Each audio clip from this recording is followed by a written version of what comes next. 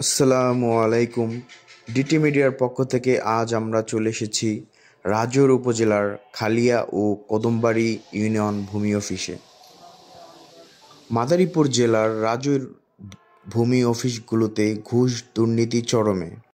জেলা প্রশাসকের ইউনিয়ন ভূমি অফিস পরিদর্শন, জমির মিউটেশন, নামজারি, দাখিল কাটা, খাজনা পরিশোধ, জমির শ্রেণী পরিবর্তন সহ বিভিন্ন সেবা নিতে গিয়ে রাজৌর উপজেলার সাধারণ জনগণ চরম ভোগান্তির শিকার হচ্ছেন।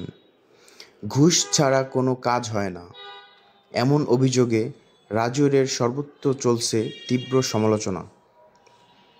এমন পরিস্থিতিতে মাদারীপুর জেলা প্রশাসক মোসাম্মদ ইয়াসমিন আক্তার আজ 2 সেপ্টেম্বর 2025 রাজৌর উপজেলার কদমবাড়ি ও খালিয়া ইউনিয়ন ভূমি অফিসে পরিদর্শন করেন।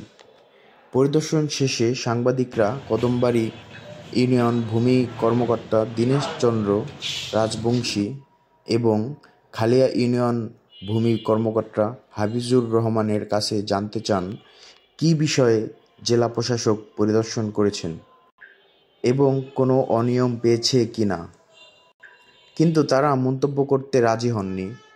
কর্মকর্তারা জানান, জেলা প্রশাসক স্যারের পরিদর্শন সম্পর্কে কথা বলা আমাদের নিষেধ আছে।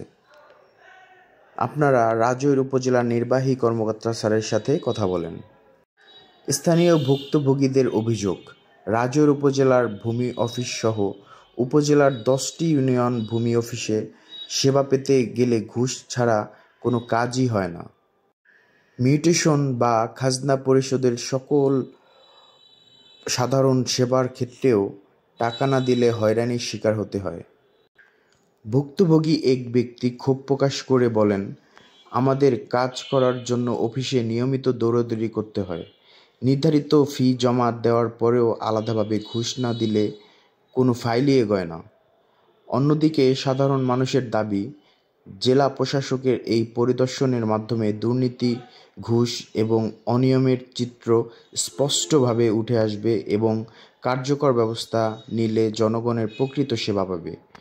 ঘুষ ছাড়া রাজৌরের ভূমি অফিসে কোনো কাজ হয় না, এমন অভিযোগ এখন জনমনে তীব্র ক্ষোভের জন্ম দিয়েছে। রাজৌরের ভূমি অফিসকে ঘুষমুক্ত করতে এখনই কার্যকর পদক্ষেপ প্রয়োজন। রাজৌরবাসী চায় ভূমি অফিস হোক জনবান্ধব, দুর্নীতি ও ঘুষমুক্ত।